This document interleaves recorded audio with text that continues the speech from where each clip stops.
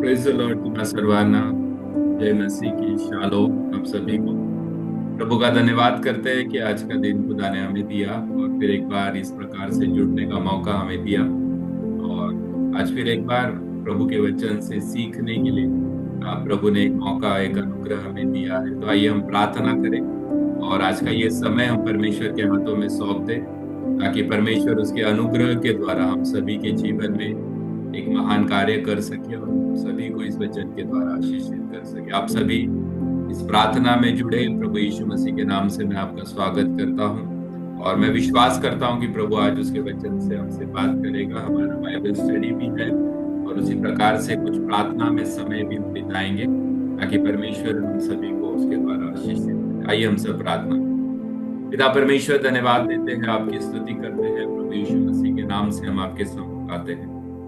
धन्यवाद देते हैं पिता परमेश्वर, एक नया मौका तूने हमें दिया कि प्रभु हम तेरे चरणों में आ सके।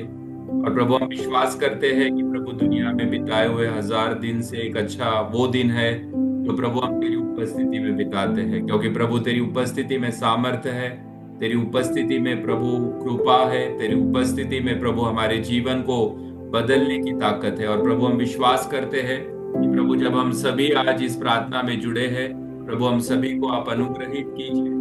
आज का ये समय प्रभु हम सभी के लिए आशीष का कारण बने।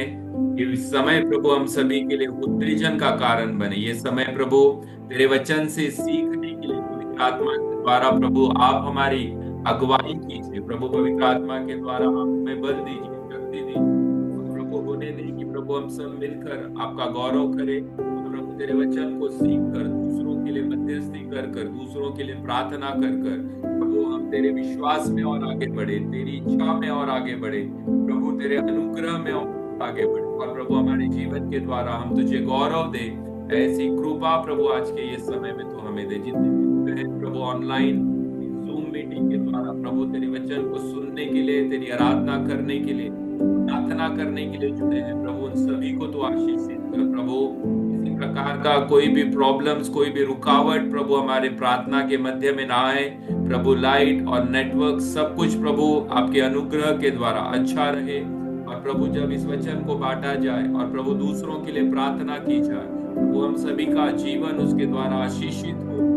प्रभु तेरे चरणों में हमारी प्रार्थना है। प्रभु ऐसा करने के लिए आपका धन्यवाद, आपका अनुग्रह हमें देने के लिए आपका धन्यवाद, आपकी कृपा हमें देने के लिए आपका धन्यवाद। और प्रभु इस सारी विश्वास के साथ हम अपने जीवन को तेरे हाथों में सौंपते हैं और प्रभु आपके नाम को धन्यवाद देते हैं। प्रभु आज हमसे बात कीजिए ये वचन के द्वारा, और प्रभु ये वचन किसी ना किसी के जीवन में कार्य कर सके। प्रभु ये कहानी किसी ना किसी के जीवन की कहानी है प्रभु। और प्रभु हम विश्वास करते हैं कि प्रभु इस कहानी के द्वारा, इस बाइबल स्टडी के द्वारा, प्रभु आपके महान सामर्थी वचन के द्वारा प्रभु आज कुछ अद्भुत कार्य तो हमारे जीवन में करने जा रहा है, इसलिए तेरा धन्यवाद। प्रभु हम सब अपने जीवन को तेरे हाथों में सौंपते हैं। प्रभु मांगते हैं तेरी कृपा, तेरी भलाई, तेरा अनुग्रह हम सभी के जीवन पे बना रहे। हम घटे पर प्रभु आप हम में अधिक बढ़ते जाए। और प्रभु आपके आने के लिए प्रभु कलीसिया तैयार हो सके, प्रभु आपकी वधू, आपकी दुल्हन तैयार हो सके, ऐसी कृपा तो दे। और प्रभु हम सभी को तो आशीष दे। यही तेरे चरणों में हमारी प्रार्थना। आगे का समय हम तेरे हाथों में सौंपते हैं। महिमा, आदर, सम्मान आपके नाम को देते हैं। सारी प्रार्थना यीशु मसीह के नाम से मांगते हैं, इसलिए सुन और कबूल कर। आमीन। प्रभु को हम धन्यवाद देते हैं, आज का दिन खुदा ने हमें दिया और फिर एक बार हमें इस प्रकार से मिलने का मौका हमें दिया। और मैं विश्वास करता हूं कि प्रभु ने आप सभी को आज के जीवन के लिए, आज के समय के लिए, आज के दिन के लिए आशीषित किया है। हम आज एक औरत के बारे में फिर एक बार सुनने जा रहे हैं और मैं विश्वास करता हूँ ये कहानी बाइबल में बहुत ही जबरदस्त ऐसी कहानी है, जिसके जीवन से हम बहुत सी बातों को सीख सकते हैं। और कल हमारी फैमिली प्रेयर के घर में, तो इस कहानी को हम 2 भागों में देखने की कोशिश करेंगे। आज उसका एक भाग हम देखने की कोशिश करेंगे और कल हमारे कॉटेज प्रेयर में, हमारे फैमिली प्रेयर में उसका दूसरा भाग हम देखने की कोशिश करेंगे। अगर आपके पास बाइबल है, आपके यहाँ पर आपके घरों में, तो आप उस बाइबल को निकालिए और चौथा अध्याय, यूहन्ना शुभ वर्तमान का चौथा अध्याय को हम पढ़ने जा रहे हैं और उसके एक वचन को हम पढ़ेंगे और इस कहानी को और इस कहानी के जो जो जो पार्श्वभूमि है और जो उसका बैकग्राउंड है उसे पढ़ने की कोशिश हम करेंगे। यूहन्ना की पुस्तक है और उसका चौथा अध्याय है और उसके हम 10वें वचन को पढ़ेंगे। इस प्रकार से वचन लिखा है और इस प्रकार से वचन कहता है, यदि तू परमेश्वर के वरदान को जानती और यह भी जानती कि वो कौन है जो तुझसे कहता मुझे पानी पिला, तो तू उससे मांगती और वो तुझे जीवन का जल देता। इस प्रकार से वचन कहता है कि परमेश्वर ने, यीशु मसीह ने इस प्रकार से कहा, यदि तू परमेश्वर के वरदान को जानती और यह भी जानती कि वह कौन है जो तुझसे कहता है मुझे पानी पिला, तो तू उससे मांगती और वह तुझे जीवन का जल देता। परमेश्वर का वचन हमें इस प्रकार से बताता है कि ये कहानी जो है वो एक औरत के बारे में है, और सिर्फ एक औरत के बारे में, एक स्त्री के बारे में नहीं है, पर ये कहानी है एक वंश के बारे में, या फिर उसे कहा जा सकता है एक जनरेशन के बारे में, या ऐसी जाति के बारे में जो परमेश्वर के राज्य में कोसों दूर थी। प्रभु यीशु मसीह के आने के कारण उनके जीवन में एक बड़ा परिवर्तन आया और परमेश्वर ने उन्हें एक उद्धार के मार्ग की ओर प्रभु यीशु मसीह ले गया। इस सरमन का और इस बाइबल स्टडी का जो टॉपिक है, और जो सरमन का टॉपिक है, वो इस प्रकार से है, from shame to testimony. From shame to testimony, शर्म से गवाह बनने की एक कहानी। शर्म से गवाह बनने की एक कहानी। फ्रॉम शेम टू टेस्टिमनी, शर्म से गवाह बनने की कहानी। एक औरत की कहानी है, एक स्त्री की कहानी इसमें बताई गई है। और सामरिया, या मराठी में से शमरोनी स्त्री या प्रमाणे तिला म्हटलं गेले आहे, और हिंदी में इस प्रकार से कहा गया है कि सामरिया इस जगह पर और इस जाति में रहने वाली एक औरत की एक कहानी है, जिसके बारे में यूहन्ना के चौथे अध्याय में हमें देखने के लिए मिलता है। यूहन्ना के पहले 4 अध्याय जो है वो यहूदियों के और इजराइल के बारे में बताए गए हैं। यूहन्ना के पहले 4 जो अध्याय है वो अध्याय यहूदी लोगों के बारे में या इजराइल लोगों के बारे में बताए गए हैं। लेकिन अचानक से जब चौथे अध्याय में यूहन्ना आता है, पहले 3 अध्याय जो है वो यहूदियों के बारे में बताए गए हैं, पर अचानक से जब यूहन्ना चौथे अध्याय में आता है तो वो एक स्त्री का उल्लेख करता है जो सामरिया इस जाति से आती है, गांव से आती है, इस देश से आती है। कल तक यहूदियों की बात करने वाला अचानक वो अन्य जाति की बारे में बातें करना शुरू करता है। यूहन्ना जो कल तक यहूदियों के बारे में बात करता था, वो अचानक से क्या करता है, अन्य जातियों के बारे में बात करना शुरू करता है। अब ट्रेडिशन, संस्कृति या इतिहास ये बताता है कि यहूदी अन्य जातियों के साथ संबंध नहीं रखते थे। मतलब यहूदियों के अंदर अन्य जातियों के लिए कोई सम्मान या कोई आदर या कोई संगति नहीं थी, वो इन्हें तुच्छ मानते थे। जो यहूदी थे वो सामरिया के जो लोग थे उनका आदर नहीं करते थे या उनसे कोई संबंध नहीं रखते थे, या फिर वो उन्हें तुच्छ मानते थे, या फिर उनको उनके साथ कोई संगति करना वो पसंद नहीं करते थे। अब यीशु मसीह शमरोनी स्त्री से बात करने जाते हैं और वो भी अकेले में। अपने चेलों को भी यीशु मसीह नहीं बताते कि वो कहां पर जा रहे, पर अकेले में वो जाते हैं और वो शमरोनी स्त्री के साथ या शमरोनी औरत के साथ वो जाकर वहां पर क्या करते हैं, बात करते हैं। देखा जाए तो बहुत कम बार यीशु मसीह जो है वो अकेले में कहीं गए होंगे, क्योंकि यीशु मसीह जब भी जाते थे तो वो अपने चेलों को साथ लेकर जाते थे। यीशु मसीह बहुत कम बार ऐसी जगह पर गए जहां पर वो अकेले गए, पर ज्यादा समय जब भी वो पब्लिक में जाते थे या लोगों के बीच में जब भी वो जाते थे तो इस प्रकार से कहा जाता है कि वो अपने चेलों को साथ लेकर जाते थे।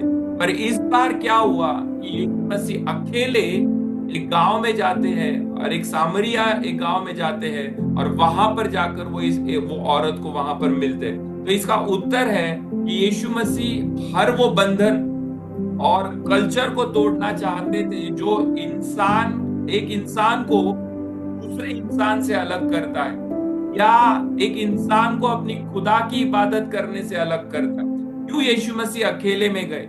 क्यों यीशु मसीह ने जाकर एक शमरोनी स्त्री को मिलने की कोशिश की? क्योंकि यीशु मसीह उस सारे बैरियर्स को तोड़ना चाहते थे। यीशु मसीह उन सारे बंधन को तोड़ना चाहते थे जो एक इंसान को दूसरे इंसान से अलग करता है, या एक इंसान को अपनी खुदा की इबादत करने से या आराधना करने से रोकता है। अब बाइबल इस प्रकार से बताती है कि यीशु जो थे वो एक रब्बी थे। रब्बी का मतलब है कि यीशु वो थे जो लोगों को सिखाने वाले। रब्बी मतलब गुरु थे, और वो रूढ़ी परंपरा या संस्कृति, जाति भेद, धर्म भेद, ऊंचाई और नीचाई के बंधन को तोड़ना चाहते थे। यीशु एक रब्बी थे, गुरु थे, और वो संस्कृति या कल्चर का जो भेद है, या जाति जो भेद है, या धर्म का जो भेद है, या रंग का जो भेद है, उस भेद को, उस अंतर को प्रभु यीशु मसीह क्या करना चाहते थे? तोड़ना चाहते थे। और फिर इस प्रकार से बताया गया है कि यीशु मसीह रब्बी होने के साथ वो एक टीचर थे, और इसलिए यहूदी लोग यीशु का बड़ा सम्मान करते थे। अब यहूदी लोगों के अंदर यीशु मसीह के लिए एक बड़ा सम्मान था, और वो यीशु मसीह का बड़ा आदर करते थे। अब दो चीजों को समझना बहुत जरूरी है। पहला, यहाँ इस कहानी में लिंग भेद या जेंडर बैरियर यहाँ पर था। इस कहानी के अंदर एक लिंग भेद या जेंडर बैरियर था। अब ऐसा बताया जाता है, ऐसा ट्रेडिशन कहता है कि यहूदी संस्कृति के अंदर एक मर्द एक औरत से बात नहीं कर सकता था। यहूदी जो ट्रेडिशन है, या फिर हम हमारे ही कुछ कल्चर में आज भी देखने की कोशिश करें, तो एक मर्द को एक औरत से बात करने की ज्यादा परमिशन नहीं है। तो यहूदी संस्कृति के अंदर भी क्या था कि एक मर्द जाकर एक औरत से बात नहीं कर सकता था। लेकिन यीशु मसीह ने क्या किया पता है? वो जाते हैं और उस स्त्री से या उस औरत से वो क्या करते हैं? जाकर वो वहां पर बात करते हैं। अब प्रभु यीशु मसीह का कहना इतना ही था कि खुदा के काम को कोई भी लिंग भेद या जेंडर बैरियर जो है वो रोक नहीं सकता। मतलब खुदा का काम ये मर्द के लिए अलग और औरतों के लिए अलग नहीं हो सकता। ऐसा नहीं है कि मर्द खुदा की आराधना कर सकते हैं और औरत खुदा की आराधना नहीं कर सकती। अब जो जेंडर भेद है या फिर जेंडर बैरियर है, जो लिंग के बंधन है, मर्द और औरत, इसका जो अंतर है, यीशु मसीह क्या करना चाहता था पता है? उस अंतर को वो तोड़ना चाहता था। दूसरी चीज अगर हम देखने की कोशिश करें तो यीशु ने इसलिए भी जाकर उस औरत से बात की क्योंकि यहूदी और सामरिया के लोगों के बीच में बड़ी कड़वाहट थी। जो यहूदी थे और जो सामरिया के लोग थे, उनके मध्य में, उनके बीच में बड़ी कड़वाहट थी। एक दूसरों को देखना वो पसंद नहीं करते थे, एक दूसरों से बात करना भी वो पसंद नहीं करते थे। सामरिया और यहूदियों के बीच में एक बड़ा अंतर था, कड़वाहट थी एक दूसरों के प्रति। एक दूसरों को देखना, एक दूसरों से बात करना, एक दूसरों को देखना भी वो कभी कभी पसंद नहीं करते थे। वो एक दूसरों से मिलना भी कभी कभी पसंद नहीं करते थे। लेकिन यीशु मसीह जब वहां पर गया ना, तो वो इस बात को दिखाना चाहता था कि मैं वो रास्ता बनने जा रहा हूं जो इस यहूदी और सामरिया के लोगों के बीच की दीवार को क्या करेगा? गिरा देगा। मतलब यीशु मसीह वो ब्रिज बन गया जिसने दो जातियों को जोड़ने का काम किया। मतलब यहूदी और सामरिया एक दूसरों को देखना पसंद नहीं करते थे, यहूदी और सामरिया एक दूसरों से संबंध नहीं रखते थे, उनके अंदर कल्चरल भेद था, उनके अंदर जाति का भेद था। पर प्रभु यीशु मसीह जब गया उस औरत से बात करने के लिए, तो यीशु मसीह ये दिखाना चाहता था कि मैं वो परमेश्वर हूं जो दो जातियों के बीच में एक ब्रिज बनने जा रहा हूं। मतलब मैं वो परमेश्वर हूं जो दो जातियों को क्या करने जा रहा हूं? जोड़ने जा रहा हूं। जैसे दो जगह को, दो रास्ते को या फिर दो पहाड़ों को जोड़ने के लिए एक ब्रिज बनाया जाता है, वैसे मसीह एक ब्रिज बना जो यहूदियों को और सामरियों को जोड़ने वाला बन गया। मतलब प्रभु यीशु मसीह क्यों सामरी स्त्री के पास गया, शमरोनी स्त्री के पास गया? क्योंकि यीशु मसीह उन दोनों जातियों को जोड़ने वाला प्रभु यीशु मसीह था। वो ब्रिज था प्रभु यीशु मसीह, जिसके कारण ये दोनों जाति जो है वो एक दूसरे से जुड़ने जा रही थी। अब बाइबल बताती है कि वो स्त्री और यीशु की मुलाकात कब हुई पता है? छठे घंटे में।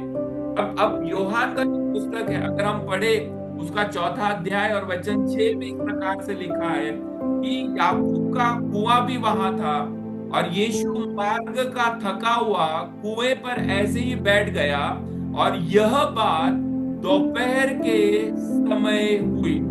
चौथा अध्याय वचन 6 इस प्रकार से कहता है कि यीशु उस कुएं के पास कब गया पता है? चौथे पहर या छठे पहर, छठे घंटे या दोपहर के समय। अब ये वो समय था जहां पर भयंकर धूप रहती है।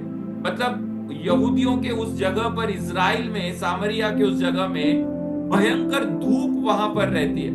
अब ट्रेडिशन इस प्रकार से बताते कि यहूदियों का जो समय जो शुरू होता था वो दोपहर में शुरू होता था। मतलब सुबह 6 से लेकर शाम के 6 बजे तक, और शाम के 6 बजे से लेकर सुबह के 6 बजे तक, दोपहर में उसे डिवाइड किया गया था। और यीशु मसीह कब गया पता है? दोपहर के समय, मतलब छठे घंटे में यीशु मसीह वहां पर जाकर मिला। अब इसे 4 भागों में भी बांटा गया, मतलब सुबह 6 से लेकर 12 बजे तक, फिर 12 से लेकर शाम के 6 बजे तक, शाम के 6 से रात के 12, और रात के 12 से सुबह के 6 बजे तक। इन 4 भागों में उनके समय को बांटा गया। और यीशु मसीह कब उस औरत से मिलने गया पता है? जब छठा घंटा था, मतलब जब दोपहर थी, मतलब लगभग 12 या 1 का जो समय था, या उसके मध्य का जो समय था, उस समय में यीशु मसीह शमरोन स्त्री को मिलने के लिए वहां पर गया। अब ये शमरोन स्त्री दोपहर को पानी भरने क्यों आई? एक सवाल हमारे रहेगा कि अगर हम कहीं भी जा रहे हैं तो हम वो समय देखते हैं जहां पर क्या रहेगा? शैडो रहेगा, या जहां पर क्या रहेगा? जहां पर शाम का समय रहेगा, ठंड का समय रहेगा, जहां पर सूरज जो है वो ज्यादा तपता नहीं होगा। ऐसे समय में हम घर से बाहर निकलना पसंद करते हैं। अब ये शमरोन स्त्री कब गई मिलने पता है? ये शमरोन स्त्री तब गई जब भली दोपहर, मतलब इतना धूप था, इतनी गर्मी वहां पे थी। अब एक प्रश्न हमारे मन में आ सकता है कि ये शमरोनी स्त्री दोपहर के समय में क्यों गई जाकर पानी भरने के? इसके पीछे भी एक कारण था। अब ये इस बात को दिखाता है कि शायद लोग जो है वो शमरोनी इस औरत को पसंद नहीं करते थे, या लोग इसे ताना मारते होंगे, या उसके जीवन में कुछ शर्म या लज्जा होगी, और जिसके कारण वो दोपहर को पानी भरने के लिए गई। शायद लोग इसे अपमान की नजर से देखते होंगे, शायद लोग इसकी और एक तुच्छ नजर से देखते होंगे, शायद इसके जीवन में कुछ शर्म और लज्जा होगी, और उसके कारण वो दोपहर के समय पानी भरने के लिए वहां पर जाती है। दोपहर जब कोई नहीं वहां पर था, दोपहर का समय जब कोई इंसान उस कुएं के पास नहीं था, दोपहर का समय जहां पर सारे लोग अपने घर में होंगे, और फिर अकेली ये स्त्री, अकेली ये औरत क्या करती है? अपने घर से वो निकलती है और फिर वो दोपहर के समय पानी भरने के लिए वहां पर जाती है। और जब वो पानी भरने के लिए जाती है और उसी समय यीशु वहां पर आता है और उससे मिलता है, जब कोई नहीं था और कोई देख नहीं रहा था, ऐसी अपमानक स्थिति में यीशु किससे मिलता है पता है? उस शमरोनी स्त्री से मिलता है। ऐसे समय में जब वो अकेली थी, ऐसे समय में जब उसे कोई देख नहीं रहा था, ऐसे समय में शायद लोगों ने उसे छोड़ दिया होगा। अब मैं आपसे कुछ कहता हूं, कभी कभी यीशु का आपसे मिलने का समय जो है ना, वो एक डिवाइन समय हो सकता है, एक दैवी समय वो हो सकता है। यीशु हमें अक्सर हमारी नाकामियों में, हमारी नीचाइयों में, हमारे दुख में, हमारे शर्म में और अपमान में ही यीशु मसीह हमें मिला। एक्चुअली देखा जाए तो हमारे जीवन की ये कहानी है, हम में से हर एक के जीवन की ये कहानी है कि प्रभु यीशु मसीह आपको और मुझे कब मिला पता है? जब हमारे जीवन में हम नाकामयाब हुए। यीशु कब मिला पता है? जब हमारे जीवन में हम सबसे नीचाई में थे। यीशु कब मिला हमें पता है? जब हमारे जीवन में शर्म था, हमारे जीवन में अपमान था, जब हमारे जीवन में कुछ और घट रहा था। ऐसे समय में जब हम अकेले थे, और कोई नहीं था हमें मदद करने के लिए, प्रभु यीशु मसीह उस समय में हमारे जीवन में हमें आकर मिला। तो प्रभु का धन्यवाद हो कि प्रभु यीशु मसीह हमें कहां पर मिलता है पता है? हमारे सबसे नीचाइयों के स्थान में। प्रभु यीशु मसीह हमें कहां मिलता है पता है? जहां पर हमारे जीवन में शर्म है, लज्जा है, हमारे जीवन में दुख है, हम नाकामयाब हुए हैं, ऐसे समय में वो समय प्रभु का हमारे लिए एक डिवाइन, एक दैवी समय हो सकता है जहां पर परमेश्वर हमें मिलता है। हम पिछड़े थे, हम ठुकराए हुए थे, हम नाकामयाब थे, उस मोमेंट में किसने हमें आकर थामा पता है? प्रभु यीशु मसीह ने आकर हमें थाम लिया। जब सब कुछ खत्म हो गया था, सब बर्बाद हो गया था, सबने तिरस्कार किया, सबने रिजेक्ट कर दिया, उस मोमेंट में किसने आकर आपके हाथ को थामा पता है? प्रभु यीशु मसीह ने। सबसे कठिन परिस्थिति में यीशु आकर हमसे मिलता है। जब हमारे जीवन के सबसे कठिनाई के दिन है, प्रभु उस कठिनाई के दिनों में हमसे आकर मिलता है। प्रभु का वचन इस प्रकार से कहता है, अगर हम देखने की कोशिश करें कि प्रभु हमारे लिए उस जगह पर उतरा जहां पर कोई और उतर नहीं सकता था। मतलब प्रभु हमारे नीचाइयों में हमसे मिलने के लिए आया, प्रभु हमारी कठिनाइयों में हमें मिलने के लिए आया। हम पिछड़े हुए थे, हम ठुकराए हुए थे, हम नाकामयाब थे, उस मोमेंट में किसी ने आकर हमारे हाथ को थाम लिया। जब सब कुछ खत्म हो गया, जब सब कुछ बर्बाद हो गया और सबने तिरस्कार किया, सबने हमें रिजेक्ट कर दिया, ऐसे समय में खुदा ने आकर आपके और मेरे हाथों को थाम लिया। Praise the Lord, hallelujah. क्योंकि प्रभु हमारे जीवन की नीचाइयों में हमें मिलता है, प्रभु हमारे जीवन की कठिनाइयों में हमें मिलता है। खुदा, मैं तो ऐसा कहता हूं, खुदा हमारी ऊंचाइयों में कम, पर खुदा हमारी नीचाइयों में सबसे ज्यादा हमें मिलता है। क्योंकि खुदा हमें जानता है प्रियो।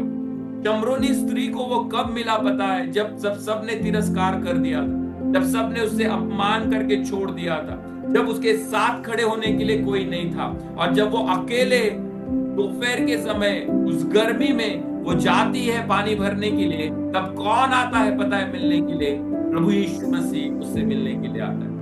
छठा घंटा बहुत महत्वपूर्ण है। इसके लिए यीशु सामरिया की उस औरत से मिलने कब गया पता है? छठे घंटे में, छठे घंटे में, दोपहर के समय। अब बाइबल इस प्रकार से बताती है कि यीशु को क्रूस पर कब लटकाया गया पता है? छठे घंटे। तो ये दोनों एक दूसरों से मैच करने का एक समय था। सामरी स्त्री को यीशु कब मिला पता है? छठे घंटे में। और यीशु को क्रूस पर कब लटकाया गया पता है? छठे घंटे। मतलब वो दोपहर का समय था जब यीशु को क्या किया गया? क्रूस पर लटकाया गया। अब यूहन्ना उसका 19वां अध्याय और वचन 14 में इस प्रकार से लिखा है। यूहन्ना 19वां अध्याय वचन 14 में इस प्रकार से लिखा है, मैं पढ़ता हूं आपके लिए। यह फसह की तैयारी का दिन था और छठे घंटे के लगभग था। तब उसने यहूदियों से कहा, देखो यही है तुम्हारा राजा। जब उसे क्रूस पर लटका दिया गया, वो दोपहर का समय था, वो छठा घंटा था यहूदियों के हिसाब से। और जब यीशु क्रूस पर लटकाया गया और सामरी स्त्री से, यीशु सामरी की उस औरत से कब मिला? छठे घंटे में। और यीशु क्रूस पर भी छठे घंटे में ही मरा। यीशु ने जिस समय को चुना ना, वो एक औरत के छुटकारे का भी समय था और वो एक इस दुनिया के छुटकारे का भी समय था। छठा घंटा। Praise the Lord. यीशु ने जो समय को चुना, वो समय एक औरत के लिए भी छुटकारे का समय था और वो समय एक दुनिया के लिए भी छुटकारे का समय था। कैसे? मैं आपको आगे बताता हूं। क्योंकि यीशु का समय जो है वो बड़ा परफेक्ट है। यीशु खुदा का हर चीज के लिए एक समय है प्रियो। और बाइबल हमें बताती है, उपदेशक की पुस्तक का 3रा अध्याय अगर हम पढ़े तो बाइबल इस प्रकार से बताती है कि खुदा ने हर एक चीज का एक समय नियुक्त किया। तो यीशु जब छठे घंटे में इस सामरिया स्त्री से मिला ना, तो वो उस औरत के छुटकारे का समय था।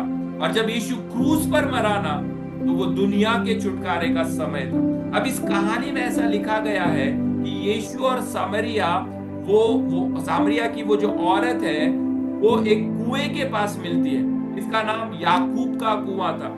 अगर हम बाइबल पढ़े उस अध्याय में इस प्रकार से लिखा है कि जब वो स्त्री आती है, वो औरत जब आती है और आकर जब वो पानी भरने आती है, तो याकूब के कुएं के ऊपर वो पानी भरने आती है। अब वो इस प्रकार से कहती है कि याकूब का वो कुआं उसके बेटे को दिया गया था। अब एक सवाल भी ये उठता है कि क्यों यीशु ने उस औरत से मिलने के लिए कुएं का स्थान उसने चुना। अब बाइबल हमें बताती है कि यीशु चलकर थक गया था और थकने के बाद वो एक कुएं के पास जाकर बैठता है क्योंकि उसे प्यास लगती है। अब यीशु ने कुएं को ही चुना। अब कुआं जो है वो एक वाचा को, एक कवेनेंट को बताता है, एक करार को बताता है। कैसे? यहूदी ट्रेडिशन में एक कुआं सिर्फ पानी भरने के लिए या पानी पीने के लिए इस्तेमाल नहीं किया जाता था, पर यहूदी ट्रेडिशन में, यहूदी संस्कृति में एक कुआं ये शादी के बंधन या मैरिज कवेनेंट को भी दिखाता है। कैसे? अधिकतर शादियां जो यहूदी लोगों में हुई ना, वो कुआं जो है वो कुएं के पास वो शादी का योग या शादी का बंधन या शादी का समय, वो दिन वो नियुक्त किया जाता था। उदाहरण है इसहाक और रिबेका, ये दोनों का शादी का बंधन कहां पे जुड़ा पता है? एक कुएं के पास। अब्राहम का जो नौकर था, अब्राहम ने अपने नौकर को कहा कि तू मेरे लोगों के पास जा और वहां से जाकर तू मेरे कुल से और मेरी जाति से एक औरत को, एक लड़की को तू मेरे बेटे के लिए चुनना। और जब अब्राहम का नौकर जाता है ना, तो रिबेका उसे कहां पर मिली पता है? कुएं के पास। ऊंटों को पानी पिलाने के लिए आई थी और वहां पर बाइबल बताती है कि इसहाक और रिबेका, इनके शादी की वाचा वहां पर नियुक्त की गई। याकूब और रेचल या राहेल, अगर हम देखें तो याकूब और राहेल, याकूब से राहेल कहां पर मिली पता है? एक कुएं के पास। और उसने निर्णय किया कि यही मेरे होने वाली क्या है? पत्नी होगी, कि यही मेरी होने वाली क्या होगी? पत्नी होगी। अब मूसा और सिपोरा, इनका विवाह भी कहां पर जुड़ा पता है? एक कुएं के पास। निर्गम की पुस्तक बाद में आप पढ़ना, निर्गम की पुस्तक 2 अध्याय और वचन 15 के आगे इस प्रकार से लिखा है कि जब मूसा फारो राजा की उपस्थिति से भागकर वो जाता है, तो वो कहां पर जाता है पता है? वो एक कुएं के पास जाता है। कहां पर जाता है? एक कुएं के पास। और वो कुएं के पास जब वो पहुंचता है तो वहां पर कौन आता है पता है? सिपोरा। और सिपोरा के साथ उसकी बहनें वहां पर पानी भरने के लिए आती है। और फिर जब वो पानी भरने के लिए आती है तो वो उसके पिता के पास जाती है और जाकर वापिस कहती है कि देखो, हमने एक इजरायली को कुएं के पास देखा। और फिर सिपोरा का पिता जो है रुगवेल, वो आता है और फिर वो सिपोरा को मूसा के पत्नी होने का एक वाचा वहां पर देता है। अब ये कुआं क्यों क्या दिखाता है पता है? ये कुआं एक वाचा को दिखाता है। अब जब मूसा गया तो मूसा और सिपोरा, इन दोनों का विवाह कहां जुड़ा पता है? कुएं के पास। याकूब और राहेल, इनका विवाह कहां जुड़ा? कुएं के पास। योसेफ, इसहाक और रिबेका कहां पर जुड़ा? कुएं के पास। अब आपको पता है यीशु कहां पर मिला इस औरत को? कुएं के पास। अब कुआं क्या महत्व का है? क्योंकि कुआं एक वाचा को दिखाता है, एक कवेनेंट को दिखाता है। कैसे? ये स्त्री जो है, ये औरत जो है, वो नई कलीसिया का प्रतीक है। और यीशु कौन है पता है? एक दूल्हा है। इसने कलीसिया के साथ क्या किया पता है? एक वाचा को बांधा। एक भविष्यवाणी थी कि नए युग की कलीसिया के लिए कि तेरा दूल्हा आ गया है तुझे छुड़ाने के लिए और वापिस आने वाला है तुझे ले जाने के लिए। वह क्यों चुना प्रभु यीशु मसीह ने पता है? क्योंकि वो औरत नई कलीसिया को दिखाती है। मतलब वो कलीसिया जिसे ठुकरा दिया गया, या फिर वो कलीसिया जिसे कहा गया शायद ये कलीसिया वापिस दुनिया में खड़ी नहीं हो सकती, या प्रभु की वो कलीसिया वापिस खुदा में खड़ी नहीं हो सकती। पर प्रभु यीशु मसीह ने क्या किया पता है? वो कलीसिया की स्थापना की। पतरस को प्रभु यीशु मसीह ने इस प्रकार से कहा कि तू पत्थर है और तेरे ऊपर मैं मेरी कलीसिया को बांधने जा रहा हूं। प्रभु यीशु मसीह औरत के द्वारा हम जो प्रभु की वधू है ना, हम जो प्रभु की दुल्हन है ना, इस औरत के द्वारा एक वाचा वो हमसे बांधता है। और वो इस प्रकार से कह रहा था कि देख तेरा दूल्हा आ गया तुझे छुड़ाने के लिए।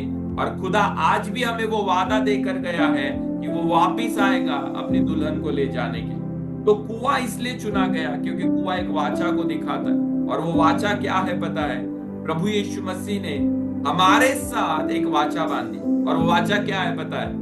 वो हमारा दूल्हा है और हम उसकी दुल्हन। और इन दिनों में हम मसीहों का काम ये होगा कि खुदा की दुल्हन को और सुंदर बनाया जाए, मतलब कलीसिया को और सुंदर बनाया जाए।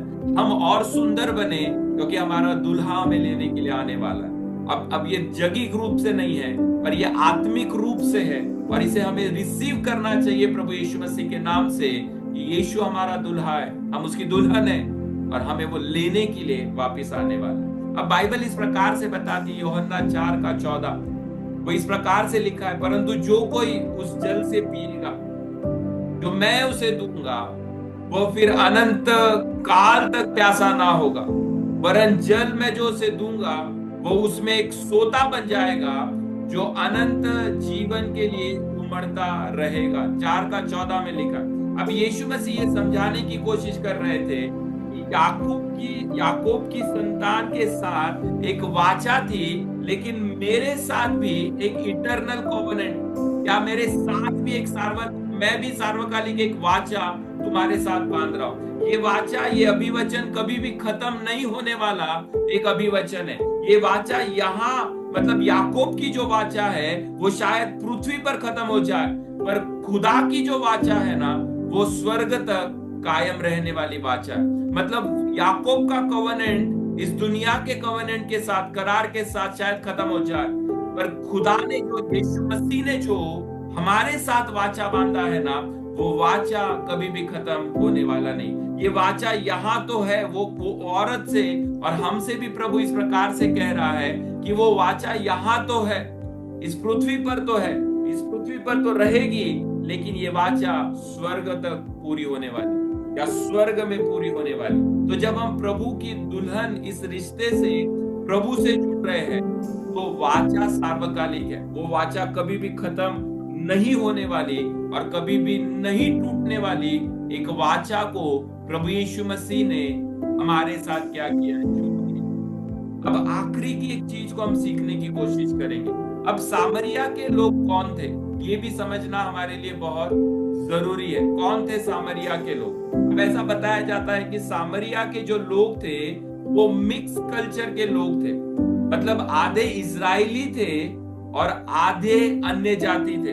मतलब आधे खुदा को मानने वाले थे और आधे जो थे वो खुदा को नहीं मानने वाले थे। मतलब ऐसा हुआ कि कुछ इजराइल लोगों ने अन्य जातियों से विवाह कर लिया और इस कारण सामरिया, ये जो कल्चर है वो पैदा हुआ या वो उत्पन्न हुआ जिसमें मिक्स कल्चर, या फिर जिसके अंदर यहूदी और अन्य जाति ये दोनों मिलकर एक साथ रहते थे।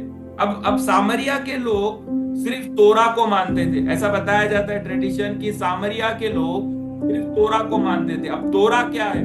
तोरा वो 5 पुस्तक है बाइबल की, जो पहली 5 पुस्तक है, उत्पत्ति, निर्गमन, लेविय, गणना और अनुवाद। ये जो 5 पुस्तक है उसे तोरा कहा जाता है। अब जो सामरिया के लोग थे वो सिर्फ तोरा को मानते थे जो मूसा के द्वारा लिखा गया था, पर बाकी जो यहूदियों के कलाम थे ना, उन सभी को ये सामरिया के लोग स्वीकार नहीं करते थे। अब यहूदी लोग, ऐसा बताया जाता है ट्रेडिशन में कि यहूदी लोग मंदिर में खुदा की आराधना करते थे और जो सामरिया के लोग थे वो पहाड़ के ऊपर खुदा की आराधना करते थे। और इसी कारण यहूदियों और सामरियों के लोगों के बीच में हमेशा एक युद्ध रहता था। यहूदी लोग मंदिर में खुदा की आराधना करते थे और सामरिया के लोग कहाँ, पहाड़ के ऊपर खुदा की आराधना करते थे। अब जो यहूदी लोग थे वो ये मानते थे कि सामरिया के लोग ये मिक्स कल्चर के लोग हैं और वो खुदा के पूरे कलाम को नहीं मानते, और इसी कारण उनमें हमेशा एक अंतर रहता था। और यहूदी लोग हमेशा सामरिया लोगों से क्या करते थे, दूर रहते थे, उन्हें हमेशा नीचा दिखाते थे या उनके साथ कोई संबंध जोड़ने की कोशिश वो नहीं करते थे। और यही कारण था कि यीशु मसीह ये बैरियर को, ये बंधन को तोड़ने को और इस दूरी को खत्म करने को और इस दीवार को गिराने के लिए प्रभु यीशु मसीह आए। बाइबल इस प्रकार से बताती है 4 अध्याय के वचन 9 में, हम सामरी, उसने कहा, उस सामरी स्त्री ने उससे कहा, तू यहूदी होकर मुझ सामरी स्त्री से पानी क्यों मांगता है? क्योंकि यहूदी सामरियों के साथ किसी प्रकार का व्यवहार नहीं रखते। इसी कारण यीशु मसीह उस बंधन को, उस रुकावट को तोड़ना चाहता था जो यहूदी और सामरियों के मध्य में थी। अब आपको ये समझना बहुत जरूरी है, यहूदी ये प्रभु के चुने हुए लोग थे और अन्य जाति जो है वो अगर हम देखें तो प्रभु को नहीं मानने वाले लोग थे, या फिर वो मिक्स कल्चर के थे। आधे वो यहूदी थे, आधी अन्य जाति थे। अब इनके अंदर मिक्स कल्चर होने की वजह से इनके अंदर बड़ा अंतर था, क्योंकि इनके अंदर सिर्फ कल्चरल भेद नहीं था, लेकिन इनके अंदर आध्यात्मिक रूप से भी इनके अंदर एक बड़ा अंतर था। मतलब यहूदी लोग मंदिर में आराधना करते थे और सामरी लोग पहाड़ पर आराधना करते थे। यहूदी लोग खुदा के सारे कलाम को मानते थे और सामरिया के लोग खुदा के सिर्फ 5 पुस्तक को ही मानते थे। तो मतलब सिर्फ कल्चरल भेद इनके अंदर नहीं था, पर एक स्पिरिचुअल वॉर भी इनके अंदर था, एक आत्मिक युद्ध भी इनके अंदर था, एक आत्मिक बड़ा अंतर भी इनके अंदर था। तो एक मंदिर में खुदा की आराधना करते थे और दूसरे पहाड़ पर खुदा की आराधना कर रहे। यहूदियों की आराधना अलग थी और समरियों की आराधना क्या थी, अलग थी। एक्चुअली में यीशु मसीह इसी अंतर को खत्म करना चाहते थे। आज हम में भी कई लोगों की आराधनाओं में भेद है और इसलिए यीशु मसीह ने इस प्रकार से कहा, 21, 22 और 23 वचन को अगर हम पढ़े, उस वचन में यीशु मसीह ने इस प्रकार से कहा कि ऐसा समय आता है न तो पहाड़ों पर और ना तो मंदिर में उसकी आराधना की जाएगी। जब इस औरत से प्रभु यीशु मसीह बोल रहे थे, उस कल्चरल भेद को तो प्रभु खत्म करना ही चाहते थे, पर प्रभु यीशु मसीह जो आध्यात्मिक भेद है उसको भी खत्म करना चाहते थे। यहूदी मानते थे कि खुदा की आराधना सिर्फ मंदिर में होनी चाहिए, सामरिया मानते थे कि खुदा की आराधना पहाड़ों पर की जाती है। और प्रभु यीशु मसीह इसी भेद को भी क्या करना चाहते थे, खत्म करना चाहते थे। और इसलिए यीशु मसीह ने वो सामरी की औरत से इस प्रकार से कहा कि ऐसा समय आता है ना तो पहाड़ों पर और ना तो मंदिर में खुदा की आराधना की जाएगी। यीशु का कहने का तात्पर्य इतना ही था कि मंदिर और पहाड़ पर जिसको तुम ढूंढ रहे हो वो खुदा तुम्हारे हृदय में बसने वाला खुदा है। मतलब यहूदी लोग खुदा को मंदिर में ढूंढ रहे और सामरी लोग खुदा को पहाड़ पर ढूंढ रहे, पर प्रभु यीशु मसीह ने कहा ऐसा समय आता है ना मंदिर में खुदा मिलेगा और ना पहाड़ पर खुदा मिलेगा, क्योंकि खुदा तो तेरे हृदय में बसने के लिए आया है। Praise the Lord, hallelujah. यीशु का कहना था कि तुम उसे मंदिर में ढूंढ रहे, यीशु का कहना था कि तुम उसे पहाड़ों में ढूंढ रहे हो, पर मैं तो तुम्हारे हृदय में बसने के लिए आया हूं। और इसलिए अगर हम देखने की कोशिश करें ना, इसलिए खुदा को ढूंढने के लिए हमें किधर जाने की जरूरत नहीं है। इसलिए खुदा ढूंढता है ऐसे आराधकों को जो आत्मा और सच्चाई से खुदा की क्या करते हैं, आराधना करते हैं। ऐसे आराधकों को परमेश्वर ढूंढता है। हम लोग खुदा को मंदिर में ढूंढ रहे, कुछ लोग खुदा को पहाड़ों पर ढूंढ रहे, और खुदा कहता है मैं तो तेरे हृदय में बसने के लिए तैयार हूं। और मैं खुदा का धन्यवाद देता हूं कि मेरा खुदा ना मंदिर में मिलता है और ना पहाड़ों पर मेरा खुदा वो खुदा है। अगर एक विश्वासी एक जगह पर पूरी शिद्दत से उसे आवाज भी लगा ले तो वो ना जगह देखेगा और ना समय देखेगा, पर उस व्यक्ति के लिए उतर कर आने वाला तेरा और मेरा खुदा है। परमेश्वर ने जगह का महत्व हटा दिया प्रियो, और आत्मा और सच्चाई की आराधना को क्या दिया, प्रभु यीशु मसीह ने महत्व दिया। आज भी दुनिया में जगह को महत्व दिया जाता है। आप फलाने मंदिर में जाएंगे और दुआ करेंगे तो ही आपकी दुआ सुनी जाएगी। आप किसी इस नाम के बंदे के पास चले जाओ या इस नाम के बंदे के सेवक के पास चले जाओ, आप वो प्रार्थना करेगा तभी आपकी प्रार्थना को सुना जाएगा। प्रियो, खुदा ने जगह के महत्व को हटा दिया, खुदा ने इंसानों के महत्व को हटा दिया। खुदा ने कहा आत्मा और सच्चाई की आराधना जो है उसे मैं महत्व देने जा रहा हूं, क्योंकि जहां 2 या 3 मेरे नाम से इकट्ठा होंगे उनके मध्य में मैं आने के लिए तैयार हूं। यीशु मसीह ने जगह के महत्व को हटा दिया, यीशु मसीह ने इंसानों के महत्व को हटा दिया, यीशु मसीह ने किसी पहाड़ के महत्व को हटा दिया। खुदा ने कहा तुम मंदिर में ढूंढ रहे हो, खुदा ने कहा तुम पहाड़ों पे ढूंढ रहे हो, पर मैं वो परमेश्वर हूं जो तुम्हारे हृदय में बसता हूं। खुदा ने कहा जहां 2 या 3 मेरे नाम से इकट्ठा होंगे उनके मध्य में उतरने वाला मैं परमेश्वर हूं। चाहे वो पहाड़ हो, चाहे वो मंदिर हो, चाहे वो घर हो, चाहे वो कोई मैदान हो, खुदा वहां पर हमारे लिए उतरने के लिए तैयार है। तो मेरे खुदा को ढूंढने जाने की जरूरत नहीं है।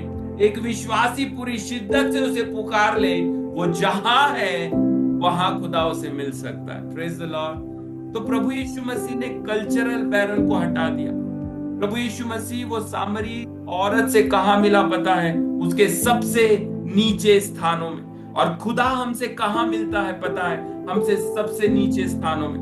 जब हम कठिनाई से गुजरते हैं, हम जब बंधन में होते हैं, और जब हमारे अपमान से हमारे जीवन में इसको गुजरना पड़ता है, और जब लोगों के नजरों में हमारे लिए कोई इज्जत नहीं होती है, कि हमारे पाप हमारे शर्म बन जाते हैं, और उस शर्म के अंदर खुदा उतर कर आता है, और फिर खुदा हमें वहां पर मिलता है। मेरा खुदा ऊंचाइयों में कम, आपकी नीचाइयों में आपको ज्यादा मिलेगा। खुदा आपके ब्लेसिंग में कम, पर आपकी कमियों में आपको ज्यादा मिलने वाला परमेश्वर है। सामरी औरत को खुदा तब मिला जब वो अकेली थी, जब उसके साथ कोई नहीं था।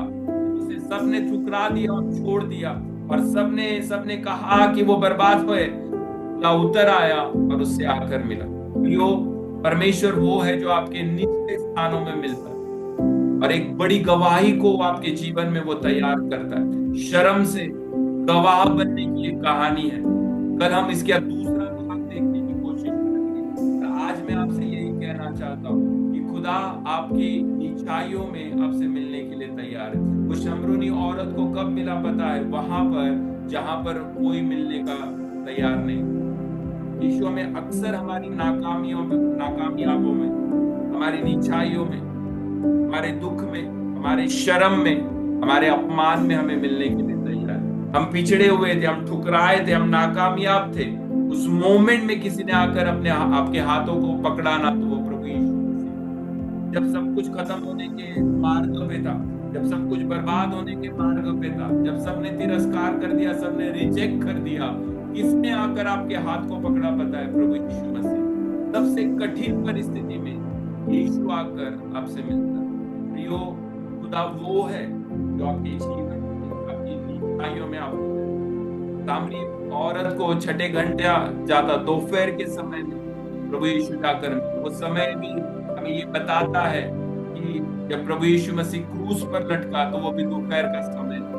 एक औरत का छुटकारा दोपहर के उस छठे घंटे में आया, और दुनिया का छुटकारा उस छठे घंटे में आया। यीशु कल्चरल बैरियर को तोड़ना चाहता था। यीशु मसीह वो जो संस्कृति और रूढ़ी परंपरा के जो बंधन है, उसे यीशु मसीह तोड़ना चाहता था। और आज हमारे जीवन में भी हम वही देखते हैं। प्रियो, खुदा ने हमसे एक वाचा बांधी है। हम नई युग की कलीसिया है।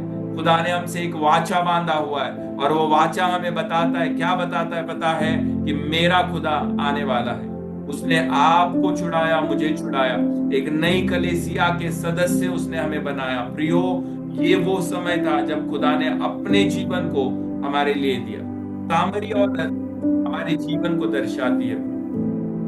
अब एक बार सोच कर देखिए, वो सामरी औरत वो थी, वो शमरूनी औरत और वो स्त्री वो थी जिसे ठुकरा दिया गया था, जिसे तिरस्कार कर दिया गया था, अपमानित कर दिया गया था। और भरी दोपहर में वो क्यों आई पता है? वो इसलिए आई ताकि कोई उसे देख ना सके। मैं आज आपसे कहता हूँ, किसने उसे देखा पता है? ये बनाने वाले खुदा ने उसे देखा। आज आपको और मुझे देखने वाला कौन है पता है? आपको और मेरा परमेश्वर।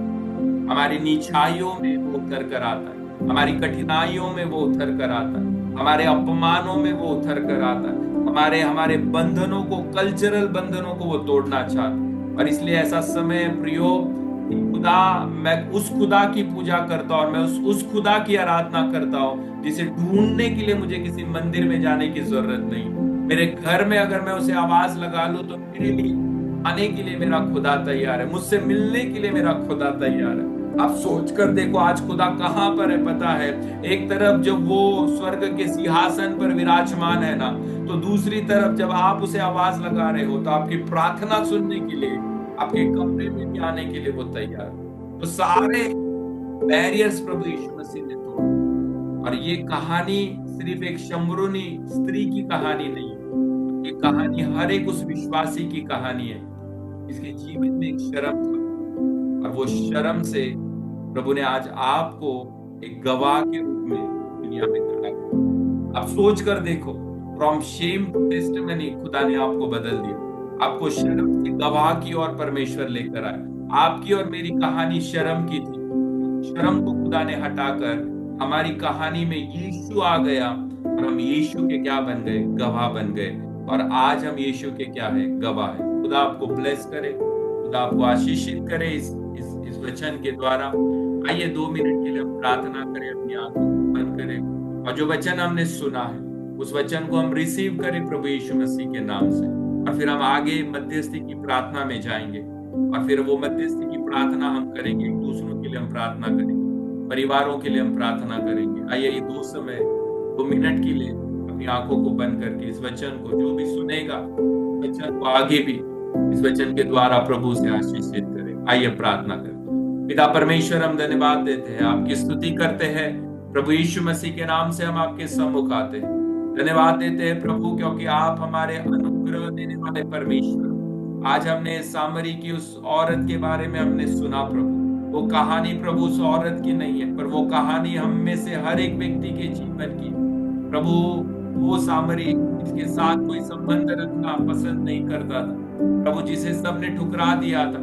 यहूदी लोग जो थे उनसे संबंध नहीं रखते थे, उन्हें पास नहीं बिठाते थे, संगति रखना पसंद नहीं करते थे। प्रभु आज हमारे जीवन की ओर अगर हम देखें तो प्रभु हम में से कई लोगों का जीवन प्रभु इस प्रकार से तूने बदला। हमारे शर्म को तूने हटा दिया, और प्रभु शर्म को एक गवाही में तूने बदल दिया। प्रभु शर्म को हटाकर, उस अपमान को हटाकर, प्रभु जब हम ठुकराए गए, जब हम अपमानित किए गए, हम गिराए गए, हम नीचे किए गए, प्रभु उस समय में जब कोई नहीं था, प्रभु तेरे हाथ ने आकर हमें थाम लिया, प्रभु तेरे वचन ने आकर हमें उठा लिया। प्रभु यीशु मसीह, हम आपके नाम को धन्यवाद देते हैं, आपकी स्तुति करते हैं कि प्रभु हमने इस वचन को सुनकर रिसीव किया है कि प्रभु हमारी नीचाइयों में हमसे मिलने वाला तू परमेश्वर है। प्रभु सारे कल्चरल बैरियर को तूने तोड़ दिया, प्रभु सारे संस्कृति और रूढ़ी परंपरा के बंधन को तूने तोड़ दिया। और प्रभु धन्यवाद इस चीज के लिए, क्योंकि प्रभु तूने अनुग्रह दिया ताकि प्रभु हम सीख सके, हम समझ सके, हम आगे बढ़ सके। और प्रभु सारे वो हमारे बंधनों को तूने खत्म कर दिया। आज प्रभु यीशु मसीह, आप में कोई बंधन नहीं है, कोई भेदभाव नहीं है, कोई पक्षपात नहीं है। प्रभु आप सबके परमेश्वर हो, प्रभु आप कमजोरों के भी परमेश्वर हो, आप बलवानों के भी परमेश्वर हो, आप नीचे रहने वालों के और ऊपर रहने वालों के भी परमेश्वर हो। प्रभु आप गरीब के भी और अमीरों के भी परमेश्वर हो। प्रभु धन्यवाद, क्योंकि कोई भेदभाव आपने नहीं रखा। प्रभु कोई भाषा भेद नहीं है, कोई रंग भेद नहीं है। प्रभु आपके राज्य में हर किसी का स्वागत है, इसलिए तेरा धन्यवाद। हर व्यक्ति प्रभु आपको पहचान सकता है, हर व्यक्ति आपके नाम को प्रभु जप सकता है, हर व्यक्ति आपके नाम पर विश्वास कर सकता है, और उस विश्वास के कारण प्रभु एक बड़े परिवर्तन को जीवन में प्रभु लाने वाला तू प्रभु है। प्रभु आज इस वचन के द्वारा हमें ये दिखाने के लिए कि प्रभु कोई भेदभाव नहीं है। प्रभु आज हमारे चर्चों के अंदर, प्रभु हमारे चर्चों में, हमारे ख्रिस्ती समाज में प्रभु जो भेदभाव है उसे तो दूर करना तेरे वचन के द्वारा। प्रभु तूने हमें नई युग की कलीसिया बनाया, और प्रभु तूने एक वाचा हमारे साथ बांधी है कि तू हमारा खुदा है और हम तेरी प्रजा है प्रभु। और प्रभु एक दिन तू आया हमें छुड़ाने के, और एक दिन वापिस तू आने वाला है हमें ले जाने के। हम तैयार हो प्रभु तेरे आगमन के, तैयार हो अपने आप को आत्मिक रीति से हम सुंदर बनाए, ताकि प्रभु हम तेरे नाम का गौरव कर सके। इसलिए प्रभु हम सभी अपने जीवन को तेरे हाथों में सौंप दें। महिमा आदर सम्मान आपके नाम को देते हैं प्रभु। ये सारी प्रार्थना जिंदा परमेश्वर यीशु मसीह के नाम से मांगते हैं।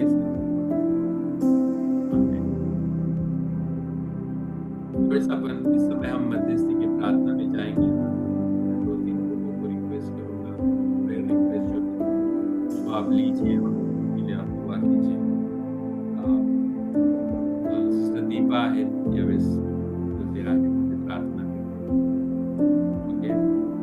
आपल्या जो काम पुढच्या महिन्यात सुरू होणार आहे त्यासाठी प्रार्थना करा, उसके लिए प्रार्थना कीजिए। और अगले महीने हमारे 21 डेज के फास्टिंग प्रेयर शुरू होने वाले हैं, उसके लिए प्रार्थना कीजिए। और 2 तारीख को हमारा चर्च का मीटिंग है, उसके लिए हम प्रार्थना दीपा आहे त्यावेळेस प्रार्थना करते। पुढच्या महिन्यात आपलं चर्चचं छोटंसं काम जे आहे ते आपण करत आहोत, त्यासाठी प्रार्थना करा। त्याचप्रमाणे पुढच्या महिन्यात आज प्रार्थना आहे त्यासाठी, आणि 2 तारखेला चर्च पिकनिक त्यासाठी।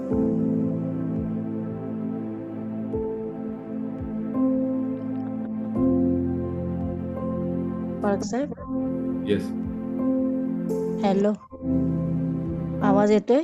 हा सिस्टर, येते आवाज, हॅलो, येते आवाज, येते। प्रार्थना कर। अच्छा, हो हो, आपण प्रार्थना करूया। पवित्र पवित्र पवित्र सेनाधीश परमेश्वरा, आकाश पृथ्वीच्या उत्पन्न करता स्वर्गीय पिता यहोवा पिता, तुला माझा धन्यवाद येते, गौरव महिमा तुला देते पिता परमेश्वरा। होय प्रभू परमेश्वरा, तुझं नाव उंचावते, खरोखर तू महान परमेश्वर आहेस, दयाळू कृपाळू कनवाळू परमेश्वर आहेस। आम्हाला सर्वांना प्रत्येकाला तू दिवसभर सांभाळ म्हणून धन्यवाद प्रभू। हा समय तू प्रभू आम्हाला एकत्रित केलास म्हणून धन्यवाद प्रभू। आजचं वचन तू आशीर्वादित केलंस म्हणून धन्यवाद प्रभू।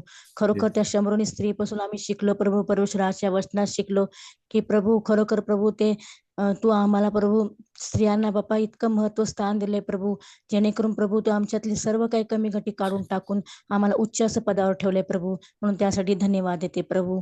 खरोखर बापा हे कल्चर बापा तू सर्व तोडून टाकून, खरोखर बापा आम्ही लज्जास्पद जीवन जगत होतो प्रभू परमेश्वरा, त्यामध्ये तू आम्हाला उंच केलेस प्रभू, त्यात तू आम्हाला हात धरून आम्हाला उभं केलेस प्रभू परमेश्वरा, त्याबद्दल तुझ्या नावाला धन्यवाद देते, तुझे आभार मानते।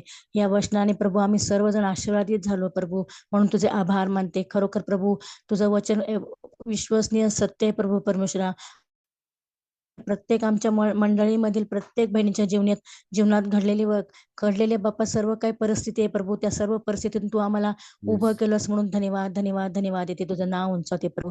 यावेळेस मी प्रार्थना करते पिता परमेश्वरा आमच्या चर्चसाठी प्रभू परमेश्वरा। चर्चची जी काही इमारत बाप्पा आम्ही एक्सटर्नल करत आहे प्रभू, इमारतीचं बांधकाम सुरू नाही प्रभू परमेश्वरा, या पुढच्या महिन्यात प्रभू ते सर्व काही तू आशीर्वादित कर प्रभू। लागणारा खर्च, लागणारा जे काय मटेरियल सामान तू आम्हाला बाप्पा स्वर्गीय भांडारातून तू पुरव, सगळी कमी गटी येशूच्या गौरवनात तू पुरव परमेश्वरा, जेणेकरून प्रभू हे तुझं कार्य पिता परमेश्वरा तुझ्या हातात सोपून देतो प्रभू। दया कर, कृपा कर आणि आम्हाला प्रत्येकाला सहाय्य मदत कर प्रभू। आणि पिता परमेश्वरा त्यासाठी लागणारा खर्च इतरांनी दिलाय पिता परमेश्वरा, आणखीन अजून आपल्या मंडळीतील बाप्पा भाऊ बहिणींनी दिला नाही, त्यांना देखील तू हृदय ते देण्यासाठी प्रभू परमेश्वरा, आणि खरोखर त्यांना अधिक आणि अधिक त्याच्या बदल्यात तू देणार हा आमचा विश्वास आहे प्रभू। जेणेकरून बाप्पा हे इमारतीचं बांधकाम आम्ही तुझ्या हातात सोपून आशीर्वादित कर प्रभू, दया कर, कृपा कर, सहायता कर। आणि प्रभू परमेश्वरा ही मंडळी अजून अधिक आणि अधिक त्यामध्ये इमारतीचं बांधकाम झाल्यानंतर, चर्च वाढल्यानंतर अधिक आणि अधिक मंडळी प्रभू तुझ्या मंदिरात येऊ दे प्रभू, अनेक आत्मे तुझ्या मंदिरात येऊ दे प्रभू, असं तू कर प्रभू परमेश्वरा। जेणेकरून प्रभू त्यांचा नाश होऊ नये, त्यांची खरोखर प्रभू त्यांना सार्वकालिक जीवन मिळावं, आणि प्रभू येशू ख्रिस्त जिवंत आहे त्यांना समजू दे पिता परमेश्वरा, तुझं वचन त्यांच्यापर्यंत पोहोचू दे पिता परमेश्वरा, असं तू कर। आणि प्रत्येक मंडळीला प्रभू, प्रत्येक भाऊ बहिणीला तू आशीर्वादित कर प्रभू, आणि खरोखर त्या चर्चमध्ये अद्भुत आणि अद्भुत कार्य प्रत्येक मंडळीच्या जीवनात होऊ दे, असं तू करत आहेस आमचा विश्वास आहे। धन्यवाद येते पिता परमेश्वर, यावेळेस तुझ्या नावाला तू पवित्र परमेश्वर आहेस, तू दयाळू कृपाळू परमेश्वर आहेस आणि प्रार्थना ऐकणारा परमेश्वर आहेस। होय पिता परमेश्वर, यावेळेस मी प्रार्थना करते पिता परमेश्वरा पुढच्या महिन्यात प्रभू परमेश्वरा जे काय 21 दिवसाची उपवास प्रार्थना आहेत पिता परमेश्वरा, खरोखर पिता परमेश्वरा हे 2 महिने 2 टप्पे झाले पिता परमेश्वरा, की जेणू आम्ही आतापर्यंत 21 दिवसाच्या प्रार्थना केल्यात, त्यात तू आम्हाला खरोखर तुझी सहभागिता दिलीस, खरोखर तुझी उपस्थिती दिलीस, आणि त्या 21 दिवसाच्या प्रार्थनेमध्ये खरोखर प्रभू परमेश्वरा प्रत्येकाला तू आशीर्वादित केलंस, आणि प्रत्येकांच्या मागण्या गरजा तू पूर्ण केल्यास प्रभू, अधिक आणि अधिक प्रत्येक भावाला तू दिलंस म्हणून धन्यवाद देते। तसंच प्रभू परमेश्वरा खरोखर पुढच्या महिन्यात ज्या उपास प्रार्थना आहेत त्या देखील तुझ्या हातात सोपवून देते प्रभू। प्रत्येक बहीण भाऊ, प्रत्येक लेकर प्रभू या उपास प्रार्थनेमध्ये बापा जोडू दे पिता परमेश्वरा, त्यांना तू तसं अंतकरण दे प्रभू, जेणेकरून प्रभू त्यांना तू त्यांचं सहाय्य करता बन, त्यांच्या त्यांच्यावर दया कर, कृपा कर प्रभू. आणि जे बहिणी भाऊ उपवास करणार प्रभू, त्यांना 21 दिवसाचे किंवा अर्धा दिवस पिता परमेश्वरा, नाहीतर किंवा पूर्ण दिवस जे उपवास करतील, फास्टिंग करतील, त्यांना तू आशीर्वादित कर. आणि प्रभू खरोखर त्यांना सहायता कर. आणि बापा त्यांना शक्ती बुद्धी दे पिता परमेश्वरा, तुझं सामर्थ्य दे, जेणेकरून ते तुझं मध्यस्थेची ओझी वाहणारे पिता परमेश्वरा, त्यासाठी त्यांना तू उभं कर पिता परमेश्वरा. असं तू आशीर्वादित कर सर्वांना. ही तुझ्याकडे मी प्रार्थना करते पिता परमेश्वरा. हे 21 दिवस तू तुझ्या हातात सोपून देते. प्रत्येक कुटुंबाला, प्रत्येकाला मी तुझ्या हातात सोपून देते. प्रत्येकाने बाप्पा दिवस आणि संध्याकाळची बाप्पा प्रार्थनेला जोडू दे. असं तू कर प्रभू परमेश्वर. त्यांचे सर्व मार्गदर्शन, त्यांना त्यांचे मार्ग बाप्पा मोकळे कर प्रभू. आणि त्यांना मार्गदर्शन कर, पवित्र आत्मा त्यांना मार्गदर्शन कर. होय प्रभू परमेश्वर, तू असं केलंस म्हणून धन्यवाद देते तुझ्या नावाला. तुझे आभार मानते, तुझी स्तुती करते. खरोखर पिता परमेश्वर, यावेळेस मी प्रार्थना करते पिता परमेश्वरा. 2 ऑक्टोबर हा दिवस मी तुझ्या हातात सोपवून देते प्रभू. चर्च पिकनिक आहे पिता परमेश्वरा. अद्याप अजून अर्ध्या लोकांनी नावं दिली प्रभू परमेश्वरा, अजून अर्धे लोक राहिलेत. आणि प्रभू परमेश्वरा आहे, कारण बापा वर्षातून एकदा चर्च पिकनिक असते प्रभू. यासाठी प्रभू त्यांना सगळ्या प्रत्येकाना चर्चमधील लेकरांना सर्वांना प्रभू भावा बहिणीला तुझ्या हातात सोपवून देते. आणि चर्च पिकनिक पण तू आशीर्वादित कर.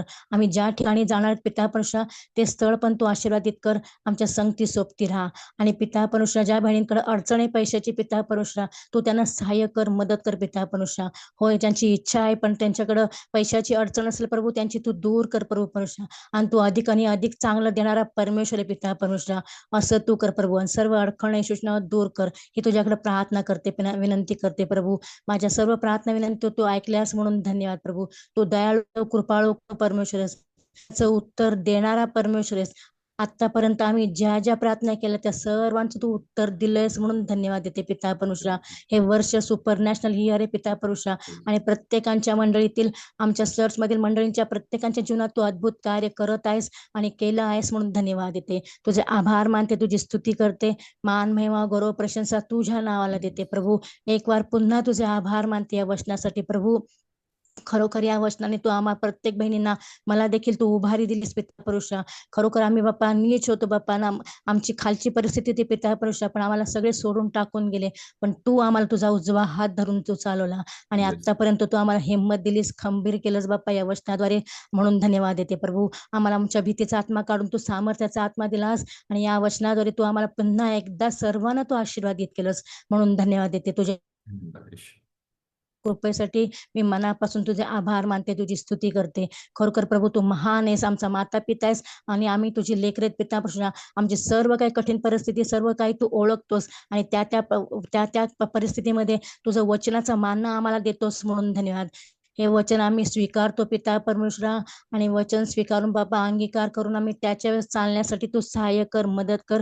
तुझी दया कृपा करो, हीच तुझ्या चरणी प्रार्थना विनंती करते. सर्व प्रार्थना विनंती तुझ्या चरणाजवळ ठेवून प्रभू परमेश्वरा, इथून पुढची सर्व वेळ काळ क्षण तुझ्या हातात देते. आम्हा सर्वांना तू सांभाळ, हीच तुझ्या चरणी प्रार्थना विनंती करते. मान महिमा गौरव प्रशंसा सर्व काही तुझ्या नावाला देते प्रभू. लहानशी प्रार्थना येशूच्या मागते म्हणून ऐकते त्या. आमेन आमेन आमेन. ओके सिस्टर तेजश्री, तुम्ही प्रार्थना करणार का?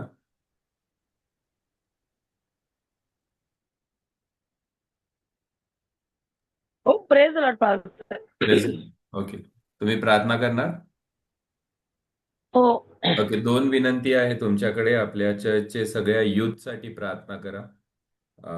ज्यांचे ज्यांचे नाव ओके. आठवत असेल त्या सगळ्यांचे नाव घेऊन, निलेश, पवन, सियोन, अर्पण, Yash, Gaurav, Mahima, Janhavi, Stella, Afiya, Aaron, Ruby, Grace, Simran, Prarthana, Salome, Sania, Zulfi, हे सर्व लेकरं आहेत जे आपल्या यूथचे, आपल्या चर्चचे सभासद आहेत आणि देवांनी त्यांच्या जीवनामध्ये कार्य करावं. अंकित, अंकुश आहेत, ऋतिक आहे, परी आहेत, या सर्वांच्या जीवनामध्ये देवाने कार्य करावं. या तरुण लेकरांना देवाने आशीर्वादित करावं, यासाठी विशेष प्रार्थना करा. आणि सिस्टर नीलम आणि सिस्टर महाजन या दोघांच्या आरोग्यासाठी प्रार्थना करा. सिस्टर नीलम आणि सिस्टर महाजन यांच्या आरोग्यासाठी आणि आपल्या चर्चच्या सगळ्या यूथसाठी. ओके. हो, चालेल. आपण प्रार्थना करू.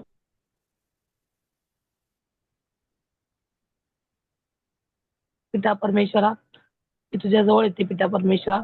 तू आमचा राजा आहे बाप्पा, तू आमचा पिता परमेश्वर आहे बाप्पा. तू आम्हाला तुझ्या राज्यात, तुझ्या मार्गात, तुझ्या सानिध्यात चालवणारा आमचा परमेश्वर बाप्पा. ह्या रात्रीच्या वेळेस तू बाप्पा आम्हाला एकत्र केलं बाप्पा ऑनलाईनच्या द्वारे बाप्पा, मग तो धन्यवाद करते पिता परमेश्वरा. मी धन्यवाद करते बाप्पा या वचनासाठी पिता परमेश्वरा. या वचनाद्वारे तू आज आम्हाला जे काही शिकवलं पिता परमेश्वरा, खरोखर पिता परमेश्वरा बाप्पा, ते वचनामध्ये आम्हाला चालायला बाप्पा तू शिकव पिता परमेश्वरा. हो माझ्या राजा बाप्पा, खरोखर पिता परमेश्वरा तू दाखवून दिलं पिता परमेश्वरा. तू प्रत्येक बाप्पा तू स्त्रीला किती ताकद दिली आहे पिता परमेश्वरा बाप्पा. खरोखर बाप्पा एक स्त्रीला तू बाप्पा खरोखर पिता परमेश्वरा जर स्त्रीने बाप्पा मनाने विचार केला बाप्पा मनापासून बाप्पा, खरोखर तू तिला जाणणारा परमेश्वर बाप्पा आणि ती तिला जाणू शकते पिता परमेश्वरा. खरोखर बाप्पा ती ताकद तू आमच्यामध्ये दिली पिता परमेश्वरा. खरोखर बाप्पा तू देबोरा, रूथ, एस्टर बाप्पा ह्या बाप्पा ह्या तू बाप्पा त्या बायबलमध्ये बाप्पा तू खरोखर बाप्पा प्रत्येकाला उभं केलं पिता परमेश्वरा बाप्पा. त्या समान बाप्पा आम्हाला देखील तू उभं कर पिता परमेश्वरा. खरोखर बाप्पा आज आम्ही प्रत्येक परिस्थितीतून बाप्पा आज तू आम्हाला बाहेर काढत आणलं पिता परमेश्वरा बाप्पा. ज्या लोकांनी आम्हाला बाप्पा लातोडून दिलं होतं बाप्पा, जे आम्हाला ओळखत नव्हते पिता परमेश्वर बाप्पा, जे आमच्या जवळ येत नव्हते बाप्पा, पण आज तू खरोखर बाप्पा आज त्यांच्या पुढे तू आम्हाला उभं केलं बाप्पा, त्यांच्या जवळ तू आम्हाला बसवलं बाप्पा. खरोखर पिता परमेश्वरा तुला जेवढं धन्यवाद द्यावं तेवढं कमी आहे पिता परमेश्वरा. हो माझ्या राजा, खरोखर बाप्पा मी तुझ्या पुढे येते नतमस्तक होते, पश्चाताप करते प्रभू येशू बाप्पा. खरोखर तू जीवनात कार्य करणारा परमेश्वर बाप्पा. आज बाप्पा खरोखर बाप्पा मी प्रत्येक गोष्टीला बाप्पा मी तुझ्याकडे आले आणि तुम्हाला प्रत्येक पूर्ण केली पिता. खरोखर बाप्पा आज माझ्या जीवनामध्ये तू बाप्पा प्रत्येक वेळेस माझे बाप्पा एक साक्ष म्हणून तू माझ्यासाठी उभं केली पिता परमेश्वरा बाप्पा. खरोखर बाप्पा मी जवळ तुला जाणत नव्हते प्रभू येशू. खरोखर बाप्पा मला माहित नव्हतं बाबा तू जिवंत परमेश्वर आहे बाप्पा म्हणून बाप्पा. त्या टायमाला मी भटकले होते पिता परमेश्वर, मला माहिती नव्हतं बाप्पा. खरोखर बाप्पा तू आज माझे डोळे उघडले पिता परमेश्वरा. जसे तू माझे डोळे उघडले पिता परमेश्वरा, प्रत्येकाचे तू डोळे उघड पिता परमेश्वरा. प्रत्येकाने तुझ्या पुढे येऊन नतमस्तक होते बाप्पा. खरोखर पिता परमेश्वरा आज प्रत्येक स्त्रीला बाप्पा तू ताकद दे पिता परमेश्वरा, कारण ती स्त्री आपल्या घरात असते पिता परमेश्वरा. तिचं मन तू परिवर्तन कर बाप्पा, तिच्या मनाद्वारे तिच्या घराचा उद्धार होते पिता परमेश्वरा. हो माझ्या राजा पिता परमेश्वरा बाप्पा, मी प्रार्थना करते बाप्पा. आज तुम्हाला प्रार्थनेची संधी दिली बाप्पा, ही मध्यस्थी करायची प्रार्थनेची संधी दिली म्हणून धन्यवाद, कोटी कोटी धन्यवाद करते पिता परमेश्वरा बाप्पा. मी विशेष करून प्रार्थना करते बाप्पा युथच्या बाप्पा लेकरांसाठी पिता परमेश्वरा, संडे स्कूलच्या लेकरांसाठी पिता परमेश्वरा. हे तुझं बाप्पा भविष्य बाप्पा, एक भविष्य बाप्पा तुझा बाप्पा वारसा पुढे नेणारे परमेश्वरा बाप्पा. तुझी लेकर आहे पिता परमेश्वरा, तुझा गौरव करणारे बाप्पा.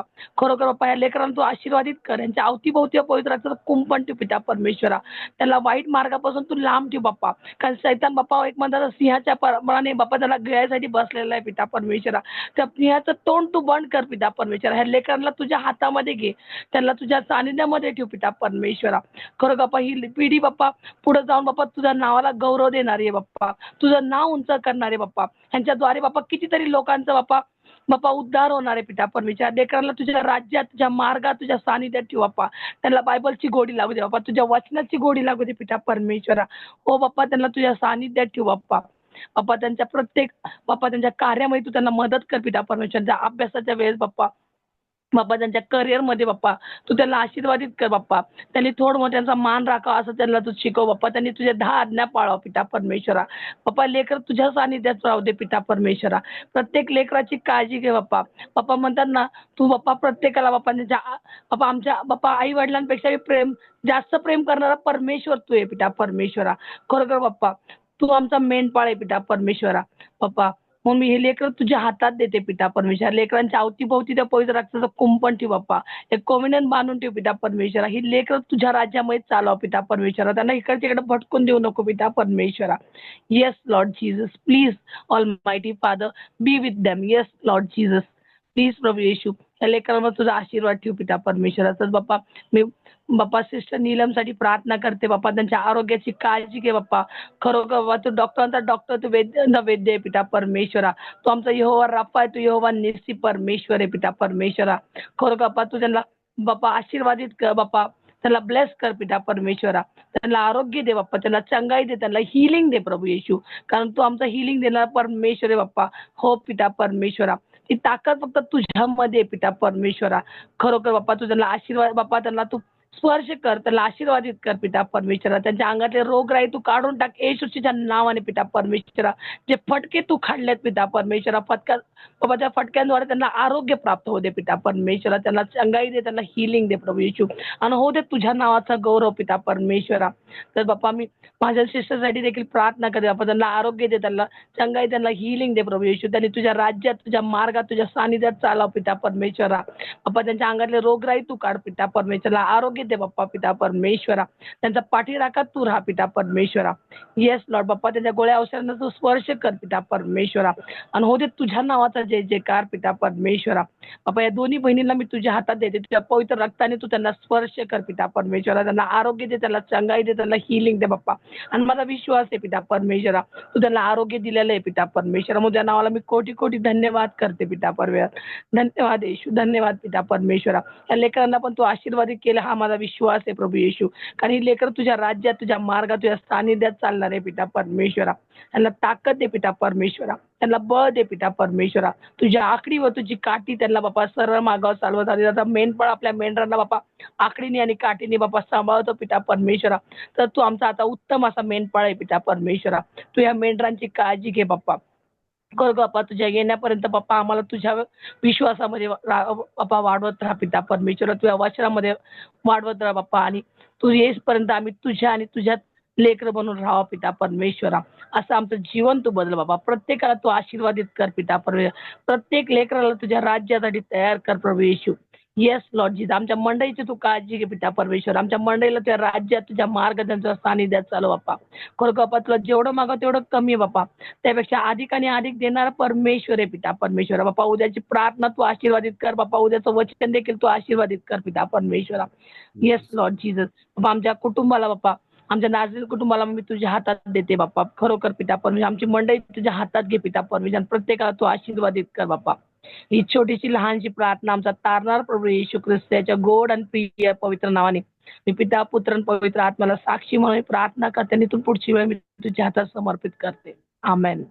आमेन. आमेन. ओके, शेवटची प्रार्थना करूया आपण. पिता परमेश्वर, धन्यवाद देते हैं, आपकी स्तुति करते हैं फिर एक बार प्रभु आपके सम्मुख हम आते हैं. धन्यवाद देते हैं प्रभु, आज के इस प्रार्थना को प्रभु आपने आशीषित किया. प्रभु इस ऑनलाइन से हम जुड़ सके प्रभु, इस मीडिया के द्वारा आपके वचन को हम सुन सके, प्रार्थना एक दूसरों के लिए हम कर सके प्रभु. इन सारी चीजों के लिए आपके नाम को हम धन्यवाद देते हैं और आपकी स्तुति करते हैं प्रभु. जितने लोग आज प्रार्थना में जुड़े उन सभी के लिए हम धन्यवाद देते हैं. सिस्टर ज्योति है प्रभु, उनके परिवार के लिए धन्यवाद प्रभु. सचिन है, यश है, स्टेला प्रभु, महिमा है, जानवी है, उनके लिए तेरा धन्यवाद प्रभु. हम प्रार्थना करते हैं सिस्टर नंदा और प्रभु उनके परिवार के लिए. सिस्टर जूली है प्रभु, उनके लिए प्रभु आपके नाम को धन्यवाद और आपका गौरव प्रभु. हम प्रार्थना करते हैं मम्मी डैडी के लिए, नीलम के लिए. तो प्रार्थना करते हैं सिस्टर तेजश्री के लिए प्रभु, और उसी प्रकार से विकी के लिए और सियोन के लिए प्रभु हम प्रार्थना करते हैं प्रभु. हम प्रार्थना करते हैं उसी प्रकार से प्रभु सिस्टर महाजन के लिए और प्रभु रूबी के लिए हम प्रार्थना करते हैं प्रभु. इस परिवार को हम तेरे हाथों में सौंपते हैं. सिस्टर दीपा और प्रभु उनके तीनों बच्चों के लिए प्रभु, सागर है, आकाश है, मनोज है, मनोज के परिवार के लिए, भाई उदय के लिए प्रभु धन्यवाद प्रभु. प्रार्थना करते हैं प्रभु उसी प्रकार से प्रभु सिस्टर सुनीता है, उनके दोनों बच्चों अंकित और अंकुश के लिए, इस परिवार के लिए प्रार्थना करते हैं. अनिल मकवान ब्रदर है प्रभु, और सिस्टर है प्रभु, वीरेंद्र है, शुभांगी है, प्रार्थना है, और नए बच्चे के लिए प्रभु तेरा धन्यवाद प्रभु. प्रार्थना करते उसी प्रकार से मेरे परिवार के लिए, मेरी पत्नी और दोनों बच्चों के लिए, मालन मौशी के लिए प्रभु प्रार्थना. इन सारे लोगों को प्रभु आज प्रार्थना में आपने जोड़ा, और प्रभु हम प्रार्थना करते इन सारे परिवारों को प्रभु यीशु आपके नाम से आप आशीषित कीजिए प्रभु. उनके जीवन में से हर रोग राई को यीशु तेरे नाम से तू दूर करना प्रभु. आपकी चंगाई उनके जीवन में उतर आए, आपका बल, आपकी ताकत उनके जीवन में उतर आए प्रभु. आपका अनुग्रह उनके जीवन में उतर आए प्रभु. आपकी सच्चाई उनके जीवन में उतर आए. और प्रभु मेरी प्रार्थना है कि इन दिनों में प्रभु इन सभी को आप आशीषित कीजिए. उनके परिवार की हर कमी घटी को प्रभु आप दूर कीजिए. इन परिवारों में प्रभु आपका अनुग्रह उतर आए प्रभु. आपके पवित्र आत्मा का बल, ताकत और सामर्थ्य उतर आए प्रभु हर व्यक्ति को यीशु आपके नाम से आप आशीषित करना, उनके बच्चों को प्रभु आशीषित करना, उनके परिवार को, फाइनेंस को, घर की सारी वस्तुओं को आशीषित करना। प्रभु हर परिवार आत्मा में आगे बढ़े, प्रभु आपकी सच्चाई में आगे बढ़े, आपके वचन में, प्रार्थना में आगे बढ़े। इन दिनों में प्रभु एक आत्मिक संजीवन, एक आत्मिक रिवाइवल प्रभु हर परिवार में आने दे। प्रभु हमारा चर्च, हमारे चर्च के हर परिवार प्रभु प्रार्थना में बढ़ने वाले, प्रार्थना करने वाले योद्धा बने।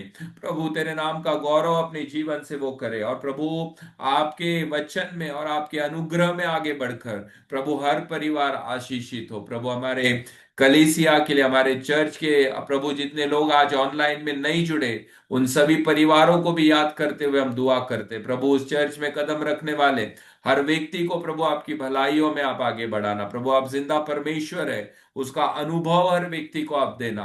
और प्रभु हमारे चर्च के लोग जहां कहीं कदम रखे, प्रभु वो परिवार आशीषित हो, वो लोग आशीषित हो। प्रभु आत्मा से भरकर, पवित्र आत्मा के विभिन्न दानों से प्रभु हर व्यक्ति को आप भरना। और प्रभु इन दिनों में शरीर के सारे रोग प्रभु यीशु आपके सामर्थ्य के द्वारा प्रभु लोगों के जीवन में से दूर हो जाए। पाप का प्रभु सारा अंश, पाप की सारी सत्ता प्रभु यीशु के नाम से खत्म हो जाए, और प्रभु लोग क्षमा और पश्चाताप की ओर बढ़े, और प्रभु अपने जीवन के द्वारा आपका गौरव करे, आपकी महिमा करे। प्रभु यही तेरे चरणों में प्रार्थना है। प्रभु धन्यवाद कि तू वो परमेश्वर है जो हमारे सबसे कठिन समय में हमसे मिलने के लिए तैयार है। प्रभु हमारी निचाइयों में हमारे साथ है, हमारे दर्द में, हमारी कठिनाइयों में तो हमारे साथ है, इसलिए धन्यवाद। प्रभु तूने हमें कभी छोड़ा नहीं, कभी त्यागा नहीं, इसलिए तेरा धन्यवाद। प्रभु हर समय में तूने हमारे लिए आशीष के द्वार खोले, इसलिए तेरा धन्यवाद। प्रभु हम तेरे हैं और हम तेरे बन के रहे।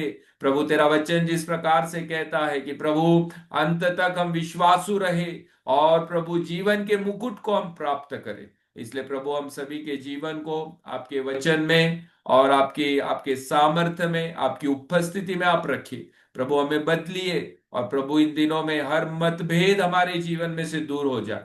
हर व्यक्ति से जब हम मिले तो प्रभु एक ही नजर से मिले कि प्रभु हम यीशु के लहू के द्वारा छुटकारा पाए हुए लोग हैं। और इसलिए प्रभु हमारे अंदर से हर पक्षपात को हटा दे, हमारे अंदर से हर मतभेद को हटा दे।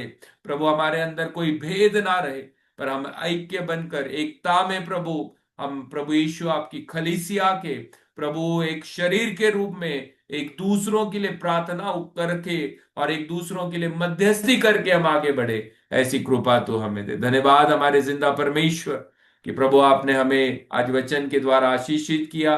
जो बहनों ने प्रार्थनाएं की, जिन व्यक्तियों के लिए प्रभु, उन सभी के जीवन में आप कार्य करने वाले खुदा है, ये विश्वास के साथ हम रिसीव करते हैं। और प्रभु मांगते हैं कि प्रभु आपका ही गौरव हमारे जीवन में हो। धन्यवाद देते हैं और आपकी स्तुति करते हैं, महिमा आदर सम्मान आपके नाम को देते हैं। सारी प्रार्थना जिंदा परमेश्वर प्रभु यीशु मसीह के नाम से मांगते हैं, इसलिए सुन और कबूल कर। आमेन, आमेन। ओके, खुदा आपको ब्लेस आमीन करे। Praise the Lord. आमीन आमीन आमीन।